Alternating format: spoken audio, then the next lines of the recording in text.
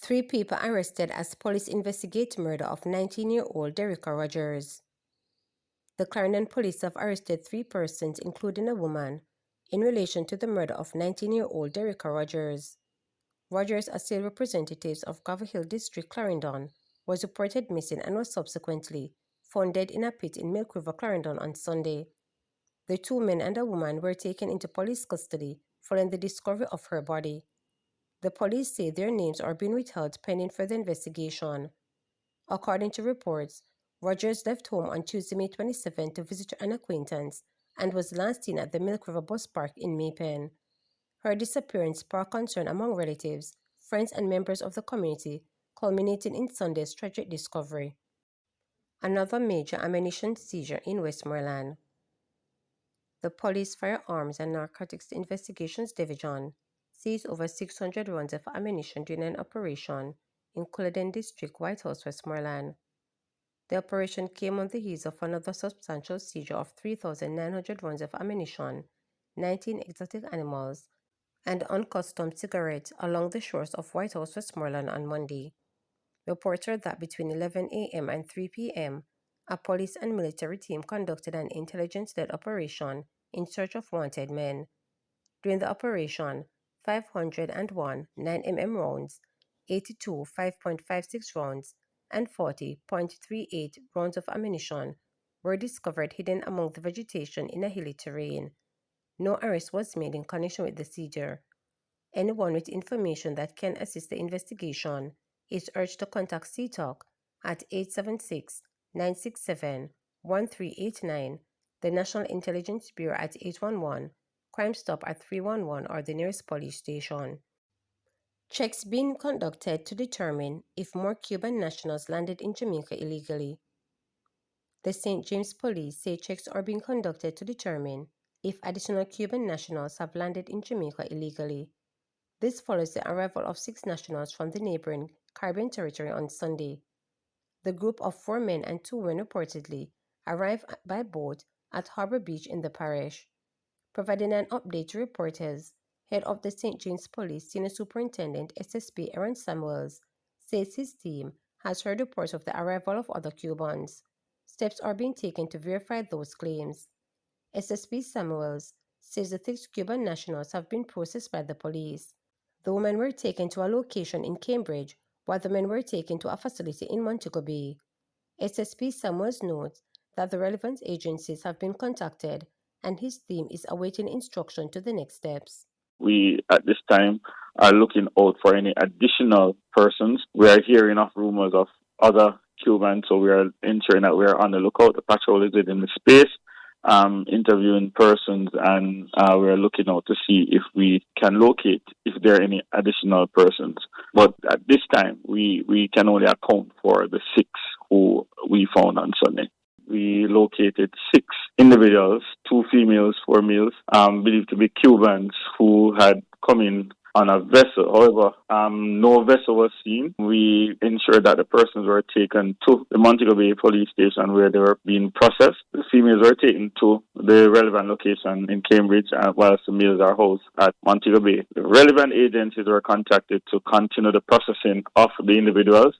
So far, all the agencies have come in contact with these persons, and we are waiting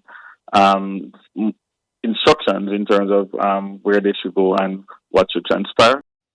Man shot and killed by police in St. Mary, another arrested. A man was killed by the police and another arrested following an alleged shootout in Jacks River, Aracabessa, St. Mary on Monday.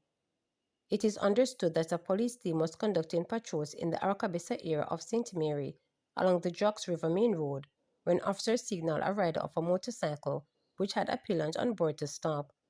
The rider of the motorcycle reportedly complied. However, during the police's approach, one of the men allegedly brandished a gun and pointed it towards the officers. In response, the police took evasive action and discharged their service weapons, said Superintendent Anthony Wallace, head of the St. Mary Police Division. One of the men was found on the ground with what appeared to be gunshot wounds. He was transported to the Port Mary Hospital, where he was pronounced dead. A firearm was recovered from the scene, Wallace added. The other occupant of the motorcycle was taken into custody. The Independent Commission of Investigations INDECOM and a team from Area 2 Major Investigations visited and processed the scene. Another delay at CRH. There is a possibility of yet another delay in completing the massive overhaul to be done at Conner Regional Hospital CRH in Montego Bay.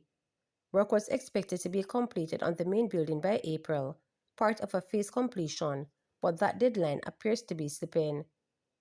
We are all desirous of meeting the timeline, but the reality is sometimes that there are hurdles you have to get over.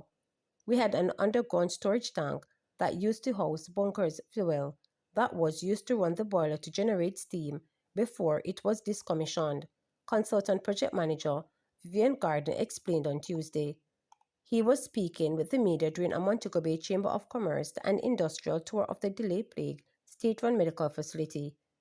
We ended up having to remove that tank because of the new design, and that took several days. We have to assess all of those things, but contractually, as I said, the work is supposed to end in April, and we're still targeting that date. But I have to be mindful when communicating data regarding some of the hurdles that we have faced as a project has advanced, he added, apparently cautious because of the project's history of missing deadlines. When contacted by reporters for a response, Health and Wellness Minister Dr. Christopher Tufton said the team is working to meet the last deadline he gave. Yes, we are pushing for the April date. They have doubled up the team, so I'm hoping they will catch up sometime, he noted. Tufton and the wider Andrew Holness-led administration have been under severe pressure to get the CRH project across the finish line. In an election year, the delays and ballooning price tag have been folded for the opposition People's National Party.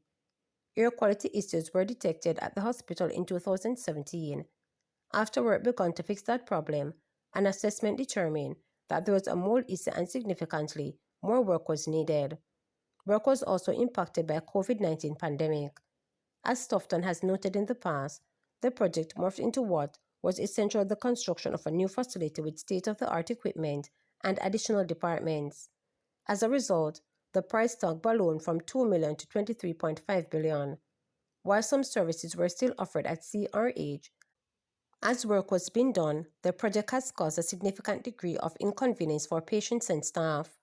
During Tuesday's tour, members of Western City business community appeared to take in stride the news that there could be another delay. The project manager has promised us April 26, which may be a little grace period for 5 months added to that, the Chamber First Vice President, Paulette Neal, told reporters following the tour. As the Chamber, we are certainly holding him and the Minister accountable to that date, she added. The general reaction from the group was satisfactory with the progress being made at CRH. First, what we saw today, we're happy for what we're seeing. We can see that there is always more that is to be done, said MBCCCL Director and Chairman of the Parish Project Committee, Dwayne Bennett. We were able to tour the new administrative section, and that, can be said, is nucleus of what is to come, and for that we're happy, he added. The consultant provided a synopsis of some of the work left to be done. At this point in time, we are carrying out other medical and non-medical build-out. We would have seen today on other floors where the partition is going for all the spaces for the first floor straight up to the 8th floor. We're making preparation to start the build-out of the spaces on the 9th and 10th floor, Garden disclosed. During the tour, the members of the MBCCL were updated on work being done on electrical and plumbing services, data connection, and to roll out installation of medical gas. There is also work to be done in install leading sheet for the radiology area, along with installation of new windows and doors. According to Garden, as was done with the administration department, there will be early handover with a few other departments. The contractor is working on the advanced handover area specifically right now, the build-out of medical records, the server room, dietary and general stores, which are the early section area that we have agreed that would have handed over to the client early, he explained. They're also working on the build-out of the space for accident and emergency. A lot of that is new structural work, and that has been done, and that is very advanced as well, the consultant continued. Regional Director for the Western Regional Health Authority, St. Andrew de Sinclair is optimistic that the phased reopening of the facility will go as planned. We have the IT section, we have the medical record section, the storage section, and finally will be the accident and emergency room, which will be the latter part of this year, hopefully, before 2026 starts, he noted. To subscribe, like, share, and click the notification bell for daily updates.